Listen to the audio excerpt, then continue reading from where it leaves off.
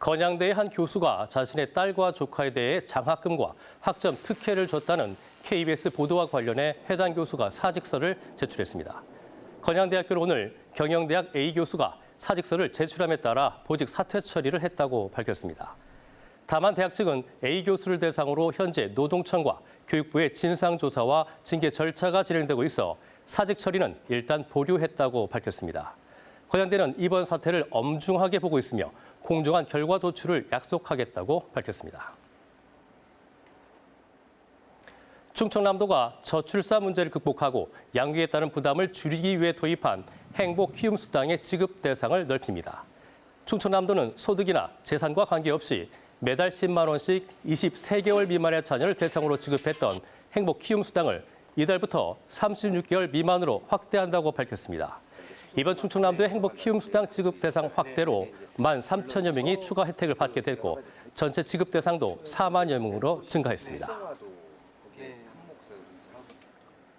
대전시가 버스를 이용하는 시민들에게 제공하고 있는 시내버스 운행 정보의 정확도가 더 높아집니다.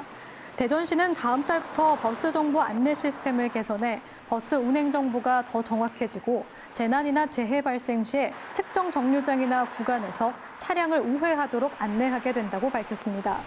또 웹카메라로 안내 단말기의 정상 작동 여부도 수시로 관찰해 고장 신고 전에 조치가 가능한 체계로 바뀝니다. 집단 감염이 발생한 천안 콜센터 관련 코로나19 확산세가 이어지고 있습니다.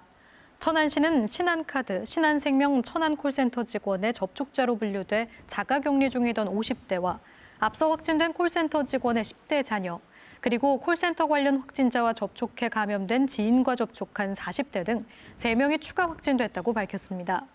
이 밖에 천안에서는 해외에서 입국해 자가격리 중이던 50대 1명이 확진됐고 아산에서도 50대 2명이 추가 확진됐습니다.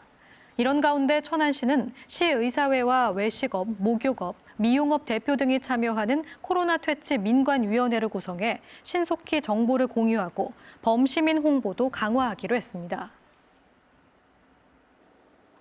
대전시 지역화폐인 온통대전을 쓰면 최대 25%까지 캐시백으로 적립되는 온통세일이 진행되고 있는 가운데 이달 들어 온통대전 발행액이 729억 원을 기록했습니다.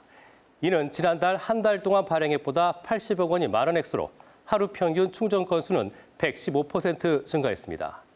이렇게 온통대전 이용이 늘자 대전시는 내년에는 당초 예상 발행액보다 62% 늘린 1조 3천억 원 이상 규모로 온통대전을 발행하기로 했습니다. 또 월 한도 100만 원 기준 10%를 캐시백으로 상시 지급하기로 했습니다. 이런 가운데 대전시 의회는 온통대전 사용이 서구와 유성구에 70% 이상 편중돼 있다며 대책 마련을 요구했습니다. 전국철도노동조합은 오늘 대전역 동광장에서 코레일 자회사 비정규직 총파업에 들어갔습니다. 철도 노조 측은 지난해 한국철도와 중앙협의기구를 통해 위탁 업무의 시중 노임 단가 100% 적용과 임금 인상률 4.3%를 약속했지만 자회사들이 처우 개선 인건비 지급을 회피했다고 주장했습니다. 한편 한국철도는 매표와 고객 대응 업무에는 차질을 빚고 있지만 코로나19로 인한 이용객 감소 영향 등으로 총파업에 따른 열차 운행 차질은 적을 것이라고 설명했습니다. 원아들에게 상한 음식을 주는 등 학대한 혐의로 기소된 대전의 한 보육시설 원장이 실형을 선고받고 법정 구속됐습니다.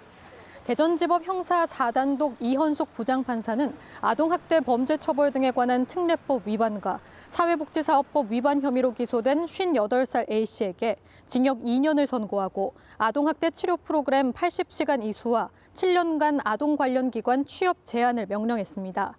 대전 서구에서 보육원을 운영하는 A씨는 지난 2017년부터 2년 동안 원아들에게 곰팡이가 핀 빵 등 유통기한이 지난 음식을 제공하거나 폭언을 해 정서적으로 학대한 혐의로 기소됐습니다.